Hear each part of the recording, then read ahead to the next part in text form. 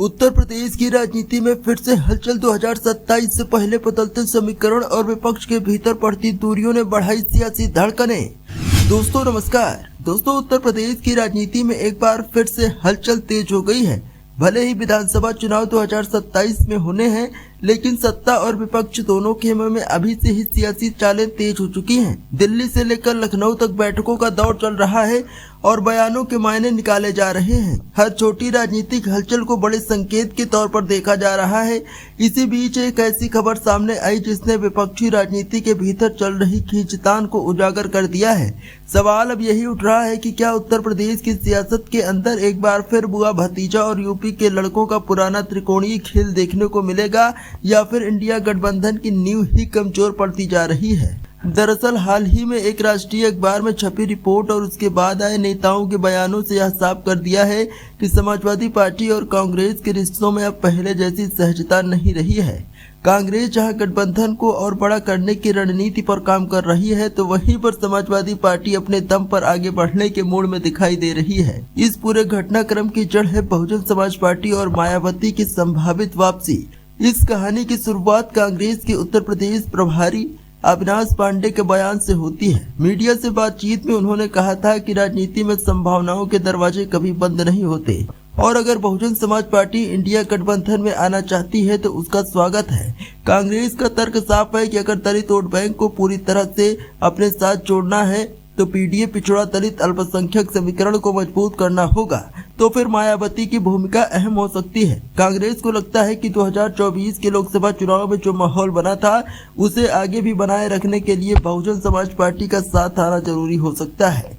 लेकिन समाजवादी पार्टी इस पूरे समीकरण को बिल्कुल अलग नजरिए से देख रही है। लखनऊ से जुड़े सूत्रों के मुताबिक अखिलेश यादव ने पार्टी के वरिष्ठ नेताओं के साथ हुई बैठकों में साफ कर दिया है कि बहुजन समाज पार्टी के साथ गठबंधन से समाजवादी पार्टी को दीर्घकालिक नुकसान हो सकता है। अखिलेश यादव का आकलन है कि बहुजन समाज पार्टी का पारंपरिक वोट बैंक अब पहले जैसा नहीं रहा है और उसका बड़ा हिस्सा या तो भारतीय जनता पार्टी की ओर चला गया है या फिर समाजवादी कांग्रेस की ओर शिफ्ट हो चुका है। ऐसे में बहुजन समाज पार्टी को साथ लाकर गठबंधन को जितनी मजबूती कागजों पर दिखती है, असल में जमीन पर उतनी ज्यादा मिलने वाली नहीं है।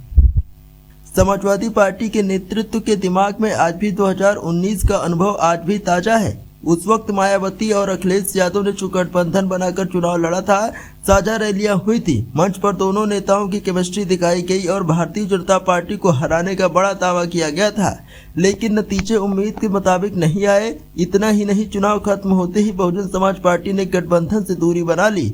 समाजवादी पार्टी के रणनीतिकार मानते हैं कि उस गठबंधन का सबसे ज्यादा नुकसान समाजवादी पार्टी को उठाना पड़ा था। बहुजन समाज पार्टी के साथ गठबंधन को लेकर एक और बड़ी समस्या सीटों का बंटवारा है। समाजवादी पार्टी नेताओं का मानना है कि मायावती हमेशा सम्मानजनक और बड़ी संख्या में सीटों की मांग करती हैं। अगर वह फिर से इंडिया गठबंधन में शामिल होती हैं तो सीटों को लेकर सबसे ज्यादा दबाव अखिलेश यादव पर पड़ेगा। इससे न सिर्फ पार्टी के भीतर असंतोष बढ़ सकता है, बल्कि उम्मीदवार चयन और चुनावी रणनीति को भी प्रभावित हो सकती है। यही वजह है कि अखिलेश यादव फिलहाल किसी भी तरह के औपचारिक या अनौपचारिक गठबंधन से दूरी बनाए हुए हैं। दूसरी ओर मायावती की स्थिति भी कमजोर होती जा रही है। 2024 के लोकसभा चुनाव में दलित वोटों का एक बड़ा हिस्सा संविधान बचाने के मुद्दे पर समाजवादी पार्टी और कांग्रेस की ओर आ गया था। यह संकेत बहुजन समाज पार्टी के नेतृत्व के लिए खतरे की घंटी है। मायावती यह समझ चुकी है कि अगर वह अकेले मैदान में उतरती रही तो पार्टी का जनाधार और कमजोर हो सकता है। यही कारण है कि कांग्रेस के साथ बातचीत के संकेत दिए जा रहे हैं। हालांकि समाजवादी पार्टी की अनिच्छा इस पूरे समीकरण को उलझा रही है। इन तमाम राजनीतिक चर्चाओं के बीच समाजवादी पार्टी के नेता लगातार भारतीय जनता पार्टी पर हमलावर है। पार्टी के महासचिव प्रोफेसर रामगोपाल यादव ने भारतीय जनता पार्टी के नेता संगीत सोम पर तीखा हमला करते हुए कहा है कि भारतीय जनता पार्टी के पास हिंदू मुस्लिम के अलावा कोई ठोस एजेंडा नहीं बचा है। उन्होंने आरोप लगाया कि उत्तर प्रदेश में महिलाओं, किसानों, छात्रों, शिक्षकों, अल्पसंख्यकों और कमजोर वर्गों पर सबसे ज्यादा अत्याचार भाजपा शासन में हुआ है। रामगोपाल यादव का कहना है कि भारतीय जनता पार्टी केवल नफरत की राजनीति के सहारे सत्ता में बनी रहना चाहती है। इसी क्रम में समाजवादी पार्टी सांसद आदित्य यादव बदायूं पहुंचे, जहां उन्होंने एसआईआर ड्यूटी के दौरान मृत बीएलओ के परिवार से मुलाकात की। आदित्य यादव ने प्रशासन पर गंभीर आरोप लगाए। उन्होंने कहा कि कर्मचारियों पर इतना मानसिक दबाव बनाया जा रहा है कि लोग आत्महत्या तक करने को मजबूर हो रहे हैं। उन्होंने आरोप लगाया कि मौत के बाद प्रशासन जिम्मेदारी से पल्ला झाड़ देता है और पीड़ित परिवारों को अकेला छोड़ देता है। समाजवादी पार्टी सांसद ने साफ कहा कि वह इस मामले को चुनाव आयोग तक लेकर जाएंगे और पीड़ित परिवार को न्याय दिलाने के लिए हर स्तर पर लड़ाई लड़ी जाएगी। इसके साथ ही समाजवादी पार्टी के सांसद अवधेश प्रसाद भी अपने बयानों को लेकर चर्चा में रहे हैं। परिवार के साथ रामलला के दर्शन करने पहुंचे अवधेश प्रसाद ने भारतीय जनता पार्टी पर कटाक्ष करते हुए कहा कि प्रभु श्री राम की मर्यादा न्याय, करुणा और भाईचारे की है, लेकिन मौजूदा सरकार उसी मर्यादा के खिलाफ काम कर रही है। उन्होंने कहा कि धर्म के नाम पर राजनीति करना भारतीय जनता पार्टी की आदत बन चुकी है, जबकि समाजवादी पार्टी सामाजिक न्याय और समानता की राजनीति करती है। इन तमाम घटनाओं को जोड़कर देखा जाए तो साफ है कि उत्तर प्रदेश की राजनीति एक बार फिर से बड़े बदलाव के मुहाने पर खड़ी है।